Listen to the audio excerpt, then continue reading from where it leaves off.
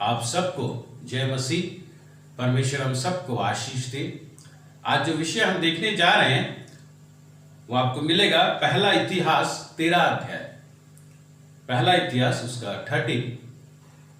मैं आपसे गुजारिश करता हूं इसे आप पढ़िएगा सुनने से पहले।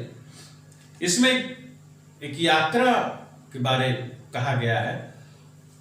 दाऊद सबको इकट्ठा करता है और परमेश्वर के संदूक को ले आने के लिए डिसाइड करता है और वो उसको लेके आते हैं। बड़ा फैन बड़ा प्रोसेशन, गाना और बजाना और प्रभु की प्रशंसा करते करते, स्तुति महिमा करते करते वो उसे लेके आते हैं। और रास्ते पे कुछ होता है।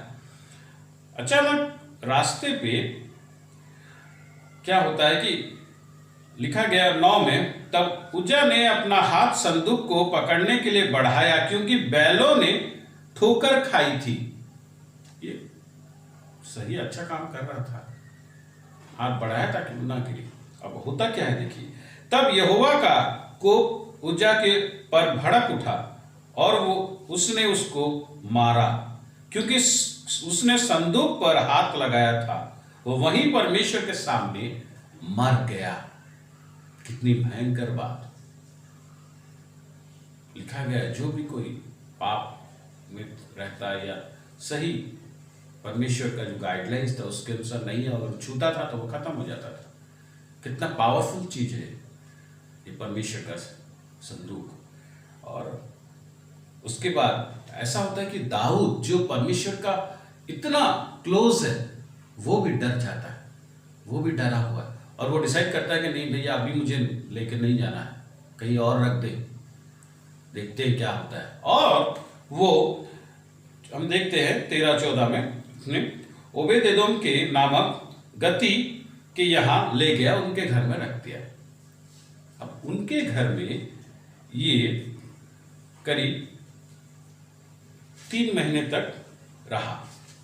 अभी 3 महीने में क्या होता है, उसके घराने पर और जो कुछ उसका था उस पर भी परमेश्वर ने आशीष दी।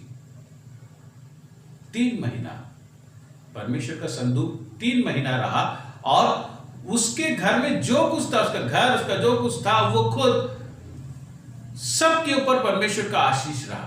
आगे हम बाइबल कहता है वो परमेश्वर की प्रशंसा में भी इंक्लूड है बाकी काम के साथ।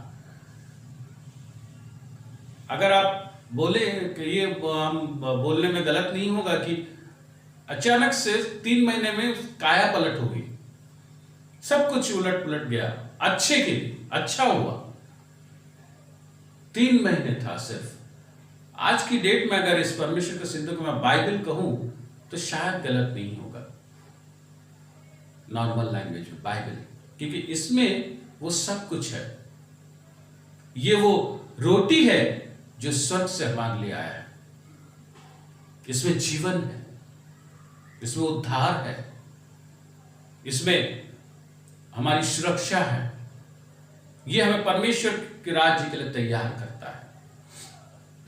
प्यारे दोस्तों, ये साधारण सिर्फ धर्मशास्त्र नहीं है जो हमें हाँ ये ठीक है ये गलत है इतना ही बताता है ना। ये जीवन है, ये शक्ति है जो परमेश्वर का है। तो सोचिए 3 महीना किसी के घर में वो रहता है और सब कुछ बदल देता है। ये बाइबल सालों से हमारे साथ है। क्या कुछ बदला है, क्या कुछ बदला है। अपने आप को देखिए, अगर बहुत कुछ बदला है आगे बढ़े, सही बात, आप सही से पहचाने हैं बाइबल को। अगर नहीं बदला है कुछ और अगर और भी खराब परिस्थिति हुई है तो कहीं ना कहीं आप और मैं इस बाइबल की शक्ति को अभी तक नहीं अपनाए हैं। ये कोई साधारण चीज नहीं है प्यारे दोस्तों, ये परमेश्वर का वचन है। वो वचन परमेश्वर ने कहा और हुआ, परमेश्वर ने कहा और दीप्ति हो और उजाला हुआ, परमेश्वर ने कहा और हुआ।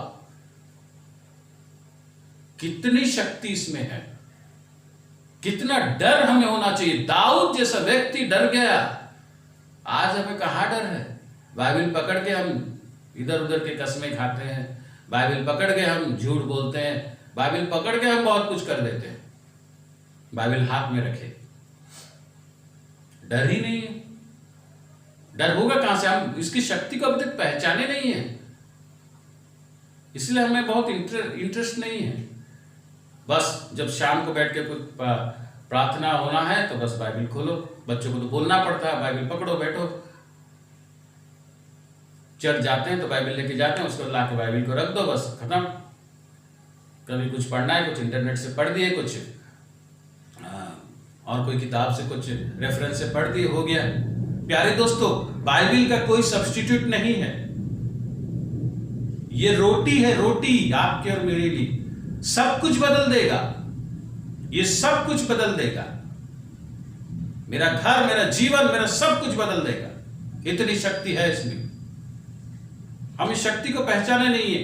अब सोचिए, एक व्यक्ति को, एक बच्चे को, एक लड़के को, एक जवान लड़के को अगर आप एक नया मोबाइल देते हैं, सोचिए एक आईफोन देते हैं लेटेस्ट, वो क्या करेगा?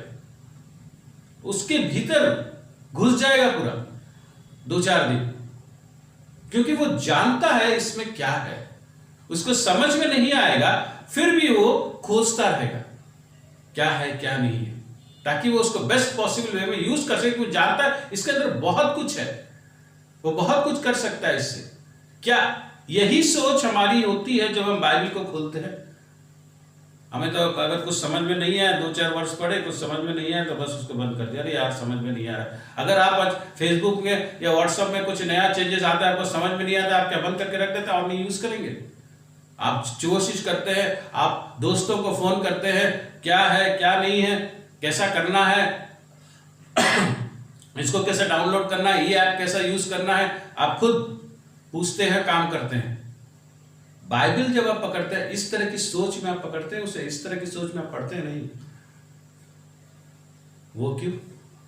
क्या है ऐसा डिफरेंस मोबाइल में और बाइबल में? डिफरेंस ये है कि आपने मोबाइल, कॉस्टली मोबाइल की अहमियत को जानी है कि इसके द्वारा, इसमें इतना सारा चीज है कि मैं बहुत कुछ कर सकता हूं।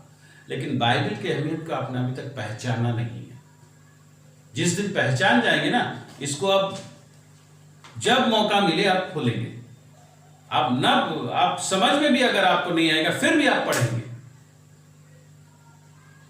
3 महीने में सारा काया पलट हो गया, सब कुछ बदल दिया। आपको और मेरे घर में ये सालों से है, कितना कुछ बदलना चाहिए, कितना कुछ बंधन खुल जाना चाहिए, कितना कुछ आशीष में हमारा जीवन मल्टीप्लाई होना चाहिए, कितना कुछ हम पॉजिटिव वे में आगे बढ़ जाना चाहिए। अभी तक कितने कुछ हमारी समस्याओं को समाधान हो जाना चाहिए, कितने कुछ पहाड़ अभी तक निकल जाने चाहिए। क्यों नहीं हो रहा है? प्यारे दोस्तों, समय है हम बाइबल के इंपॉर्टेंस को जानें। हमको मोबाइल मिलता है, परमेश्वर को धन्यवाद देते हैं, अच्छी बात है। हम परीक्षा में पास होते हैं, परमेश्वर को धन्यवाद देते हैं, अच्छी बात है। हमें नौकरी मिलती है, परमेश्वर को धन्यवाद देते हैं, अच्छी बात है। हमें सैलरी मिलती है, हम परमेश्वर को धन्यवाद देते हैं, अच्छी बात है। हम कोई टीवी खरीदते हैं और कुछ खरीदते हैं, हम परमेश्वर को धन्यवाद देते हैं, अच्छी बात है। हमारी शादी होती है, परमेश्वर को धन्यवाद देते हैं, अच्छी बात है। आपके उद्धार के लिए आप हर दिन परमेश्वर को धन्यवाद देते हैं। आपको परमेश्वर ने बाइबल दिया है, इसके लिए आप धन्यवाद देते हैं हर दिन। मोबाइल के लिए आप धन्यवाद देते हैं, टीवी के लिए धन्यवाद देते हैं, सैलरी के लिए धन्यवाद देते हैं, बाइबल के लिए धन्यवाद देते हैं कि प्रभु तू मुझे बाइबल दिया है, धन्यवाद। ये बाइबल के है तो आपको सब कुछ मिला है और सब कुछ आपका आशीषित है। वो घर में रहा 3 महीने तो सब कुछ आशीषित हुआ।